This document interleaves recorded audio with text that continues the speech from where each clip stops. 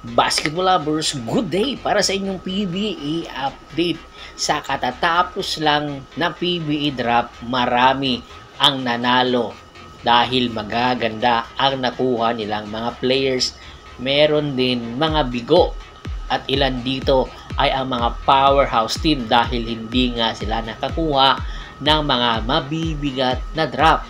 Including na nga dito ang Tropang Giga na kung saan bago pa nga lang sa second round ay nagpass na agad ito. At syempre, ang SMB at Barangay Ginebra hindi rin nakakuha ng mga quality players. Kaya naman, dahil nga sa pagdami ng mga players ng iba't ibang team or ng mga independent team, ay malaki ang tsansa na ang mga independent team ay magpapakawala ng mga players dahilan para mailagay nga sila sa free agent market. Isa na dito ay si Jeronteng.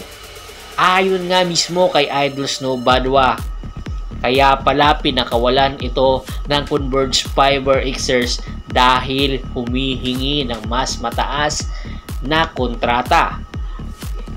Kaya naman, ayon kay Idol Snow Badwa, ang hinihingi nitong kontrata ay 800k per month. Hindi hahalin tulad ito ng mga maraming sports guru at mga fans kay Maverick Ahanmisin na kung saan mas mataas din na halaga ang hinihingi sa Converge Fiber Xers. Kaya naman, ang Converge Fiber Xers, instead na mapanatili ang mga nasabing player, ay pinakawalan na ito at bagkus naghanap ng mga bagong at di kalibring mga players. Kaya naman, kaabang-abang din ang Converge Fiber Xers ngayon dahil sa magagandang mga players at mga rookie at batang-bata pa ang nakuha nila. Marami ang nagsasabi dahil nga sa pagpapakawala ng Converge Fiber Xers kay Jeronteng, isa na sa mga interesadong team ngayon ay ang Barangay Ginebra San Miguel na kung saan badly needed nga ang mga ganitong players, mga quality players na posible maging superstar ng Barangay Ginebra, lalong-lalo na ang Barangay Ginebra. Kulang na kulang ngayon sa wingman dahil sa pagkawala ni Jeremiah Gray at sa walang nakuhang players sa PBA draft na quality. At isa pa sa pinakawalan na players ng Meralco Bolts naman ay si Frankie Johnson. Si Frankie Johnson, isa ito sa mga deadly shooter na pumasok sa PBA.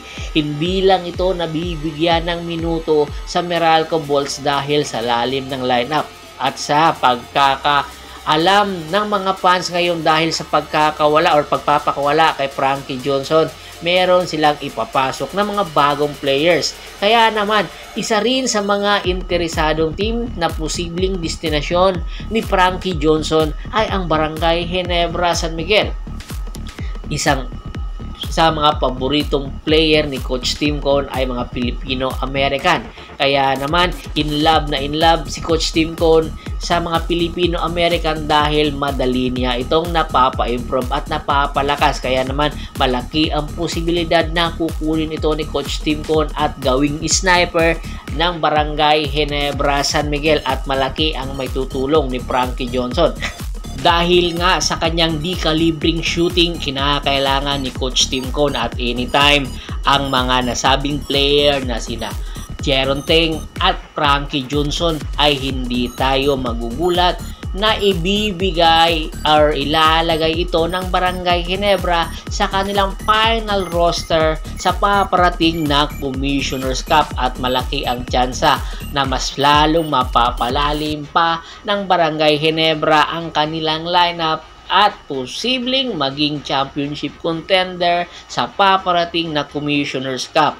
Ano sa tingin nyo? Dapat bang kunin ito ng Barangay Ginebra San Miguel? Komento na sa baba ng video at pag-usapan natin yan. Once again, this is Percival Monteron at your service. Don't forget to subscribe my sports channel at don't forget to click the notification bell button para maging updated palagi sa kwentuhan at pakibisita na rin po ng Facebook fanpage ko. Paki-like, paki-follow, paki-share.